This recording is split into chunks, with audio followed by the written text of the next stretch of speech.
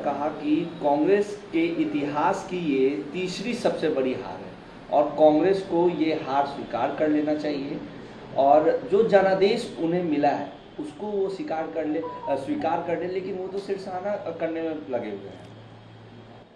महामहिम राष्ट्रपति के अभिभाषण में आदरणीय प्रधानमंत्री जी का संबोधन आईना की तरह साफ है कि 1991 में कांग्रेस को 232 सीट, 96 में 140 सीट, 2004 में 145, 2009 में 206 और लगातार सीट घटते जा रहे हैं। अब इस बार 99 का चक्कर पड़ा है।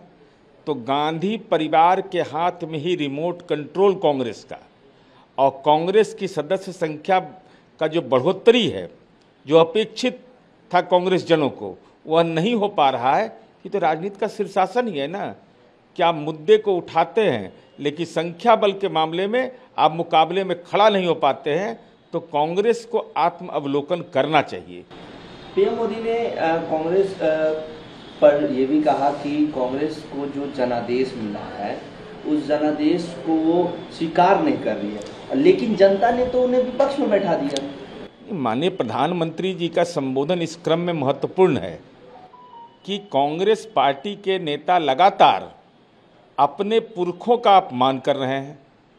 भाई पीवी नरसिम्हा राव कितना एमपी थे, तब देश के प्रधानमंत्री बने। तो आखिर कौन सा ये तर्क दिया जा रहा है कि भारतीय जनता पार्टी के नेतृत्व में एनडीए गठबंधन को संख्या बल में पर्याप्त बहुमत मिला, तब आप कह रहे हैं कि जनादेश का सम्मान नहीं करे, जनादेश नहीं मिला है।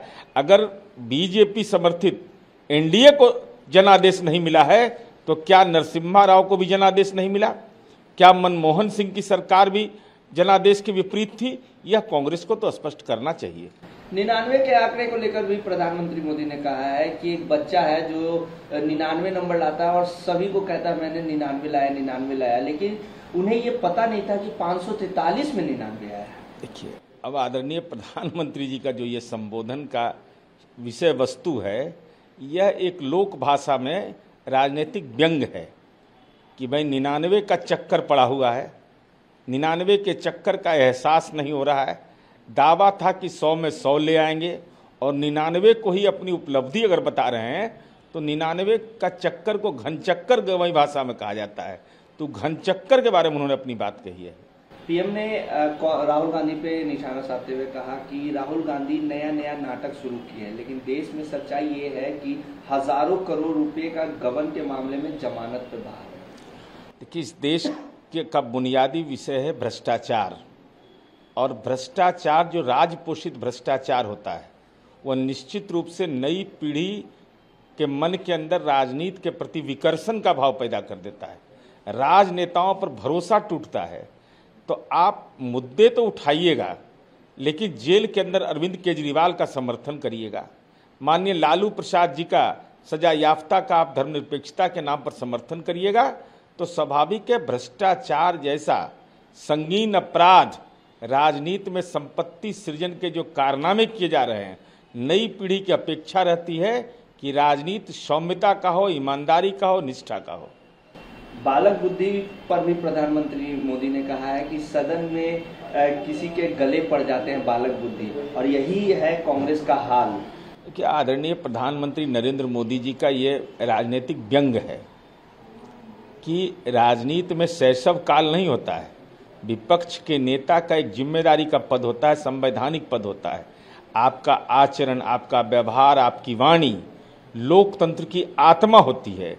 लेकिन कुछ एक ऐसे कृत्य माननीय राहुल गांधी जी के रहे जो उनका पीछा नहीं छोड़ रहा है, जिसके चलते उनको बाल्य रूप में भी लोग देखते हैं। लेकिन अब तो विपक्ष के नेता हैं, हमारी उम्मीद है कि एक परिपक्व राजनेता के रूप में अपना राजनीतिक व्यवहार उनको दिखाना चाहिए, जो अब तक नहीं दिख रहा है। प्रधानमंत्री मोदी ने 1 जुलाई को खटाखट दिवस को लेकर भी कांग्रेस पर निशाना साधा और कहा कि सभी लोग अपने बैंक खाते में 8500 रुपये का इंतजार कर रहे हैं। देखिए, आदरणीय प्रधानमंत्री जी ने जो चुनाव में वायदे कांग्रेस की ओर से किए गए कि खटाखट फटाफट राजनीति में हो गए सफाचट, भाई आप कांग्रेस शासित प्रदेश में क्यों नहीं दे रहे हैं? छोड़ दिए राष्ट्रीय स्तर पर आपको मौका नहीं मिला, जो कांग्रेस शासित प्रदेश है वहां पर क्यों नहीं खाता खोल करके फटाफट दे रहे हैं, खटाखट दे रहे हैं 8500?